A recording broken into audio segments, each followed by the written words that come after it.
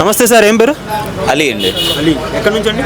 విజయవాడ. విజయవాడ. ఏం చేస్తూ ఉంటారు? మెడికల్లో చేస్తుంటాను. మెడికల్లో చేస్తుంటారు. ఈరోజు మార్నింగ్ అటాక్ జరిగింది తెలుసా అండి మీరు? తెలుసు, మార్నింగ్ న్యూస్ చూశాను. ఈరోజు మన ఇండియా అర్ధరాత్రి పాకిస్తాన్ మీద 9 ప్లేస్లో మిసైల్ దాడి చేయడం అనేది చాలా గర్వకారణం.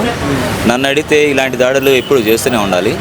ఒక రకంగా కాశ్మీర్ మొత్తాన్ని ఆక్రమించేసి పూర్తిగా మనకి తీవ్రవాదులు లేకుండా ఉండేట్టు మనం మోడీ ప్రభుత్వాన్ని కోరుతున్నాం, చేయాలని కోరుతున్నాం. అసలు పాకిస్తాన్ అనే లేకుండా చేద్దామని చూస్తున్నాం.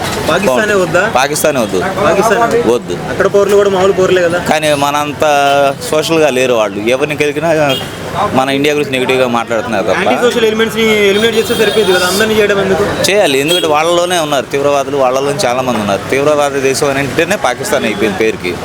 మనలాగా సఖ్యతగా సామరస్యంగా ఎవరు లేరు. హిందూ ముస్లిం బాయ్ బాయ్ అన్నట్టు అక్కడ మొత్తం ఒకే వర్గం ఉంది. అలాంటి డౌట్ అండి. ఇప్పుడు మన ఇండియా పాకిస్తాన్ విడిపోయినప్పుడు అన్నదమ్ములాగా విడిపోయాము, కానీ వీళ్ళు పదే పదే వచ్చి మనల్ని అటాక్ చేయడానికి అలా కారణాలు ఏంటంటే చెప్పాం కదా, మొత్తం మాత్రం వాళ్ళకి ఎక్కువైపోయింది. మన మీద చిన్న చూపు ఉంది, మేము గెలుస్తామని చెప్పి. సొంతంగా ఒక బైక్ ఫ్యాక్టరీ పెట్టి తయారు చేసుకోలేని పరిస్థితి వాళ్ళది. ఒక బైక్ కొనాలంటే 2,50,000 పెట్టి వాళ్ళు బైక్ కొనాలి. అంత కొంటున్నారు. మన దగ్గరికి వచ్చేటప్పటికి మనం గట్టిగా ₹1,00,000 కొనుక్కోగలం. ఒక మ్యానుఫ్యాక్చరింగ్ యూనిట్ కానీ ఎలక్ట్రిసిటీ ప్రొడ్యూస్ చేసుకోవడం కానీ ఏ విధమైన సదుపాయాలు వాళ్ళ దగ్గర లేవు. అయినా కూడా వాళ్ళు వెర్రవీగుతున్నారంటే వాళ్ళకి బయట అరబ్ దేశాల సపోర్ట్ ఉంది. ఆ సపోర్ట్ లేకుండా చేసి మొత్తం పాకిస్తానే లేకుండా తుడిచిపెట్టేస్తే బాగుంటుందని నా ఆశ. 25 మందిని చనిపోయిన తర్వాత మన వాళ్ళు చాలా బాధపడ్డారండి. ప్రతి ఇండియాలో ప్రతి అమ్మాయి అబ్బాయి బాధపడ్డారు.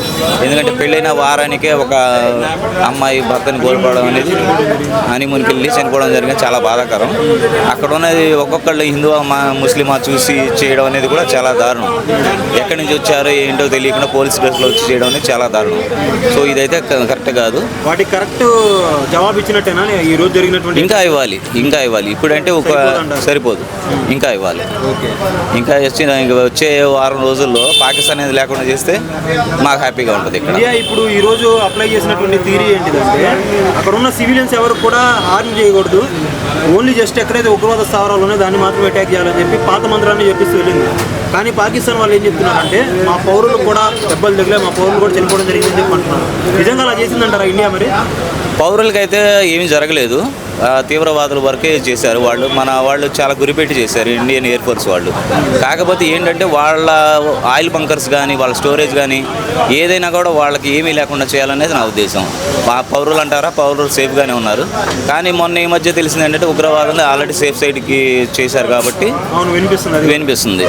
అది కూడా వెతికి చేయాలనేది నా బలంగా కోరుకుంటున్నాను. అది అంటే పాకిస్తాన్ ఏం చెప్తాను అంటే, ఇప్పుడు కూడా ఉగ్రవాదులు మాకు సంబంధం లేదు, వాళ్ళు వేరు మేము వేరే అని చెప్తారు. ఈరోజు జరిగినటువంటి దాడులు చూస్తే సివిలియన్స్ మధ్యలోనే వాళ్ళ స్థావరాలు ఉన్నాయి, వాళ్ళ ట్రైనింగ్ సెంటర్స్ కావచ్చు, లేకపోతే వాళ్ళు ఉండే వాళ్ళ ఇల్లు కావచ్చు, మొత్తం కూడా. అంటే మరి పాకిస్తాన్ సపోర్ట్ చేస్తున్నట్టు? ఖచ్చితంగా సపోర్ట్ చేస్తుంది. లేదంటే మన పక్క దేశం అంత దాటుకొని వచ్చి ఉగ్రవాదులు ఇక్కడ ఉన్నారంటే పాకిస్తాన్ హస్తం ఖచ్చితంగా ఉంది. లేదంటే వాళ్ళని నిలువరించడం ఎంతసేపు పట్టదు వాళ్ళకి.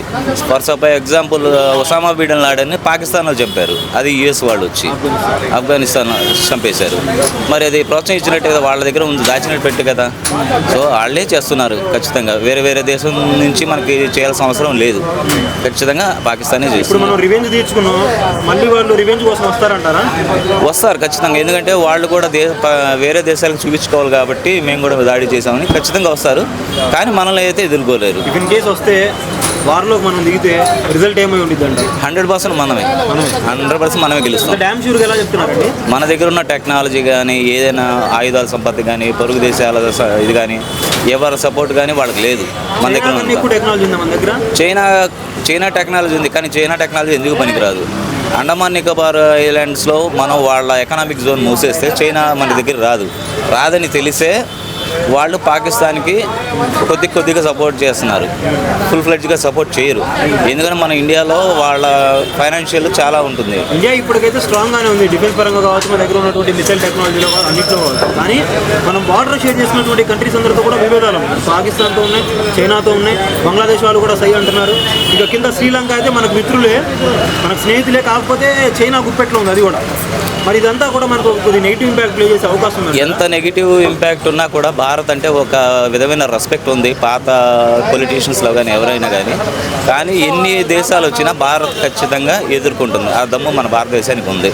ఈ శ్రీలంక లాంటి చిన్న కంట్రీలు, ఈ చైనా లాంటివి వచ్చినా ఎవ్వరు ఏం చేయలేరు. ఎందుకంటే మన ఇండియన్ ఆర్మీ అంత పవర్ఫుల్, అంత స్ట్రైట్గా ఉంది. ఎప్పుడు స్ట్రైక్ చేద్దాం, ఇప్పుడు వార్ చేద్దాం అని. సో ఇప్పుడు మనం వార్లో దిగామనుకోండి, మనకు సపోర్ట్ చేస్తే బిగ్గెస్ట్ కంట్రీస్ అయి ఉంటాయంట. రష్యా వస్తుంది, ఖచ్చితంగా వస్తుంది. అది పాత స్నేహితురాలు, మన స్నేహితుడు. అమెరికా వస్తుంది. అమెరికా వస్తుందా?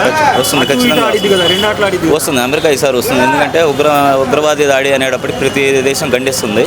ఖచ్చితంగా రష్యాతో పాటు అమెరికా పాటు పెద్ద దేశాలు కూడా మనకి సపోర్ట్ ఉంటాయి. ఆల్రెడీ మనకి ఇజ్రాయెల్ ఫ్రెండ్లీ కంట్రీ.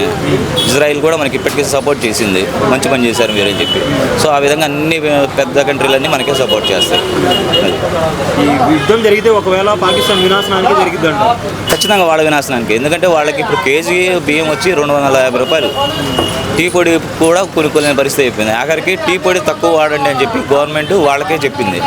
టీ పొడి లేదు బాబు మా దగ్గర కొద్దిగా అని చెప్పి. అలాంటి పరిస్థితుల్లో ఉన్న పాకిస్తాను ఒక ఎకనామిక్ జోన్గా ఉన్న ఇండియాని దాడి చేసి ఏం చేద్దామని చెప్పి కాళ్ళు పట్టుకొని క్షమించమని తప్ప ఇంకో దారి లేదు వాళ్ళకి. Thank you.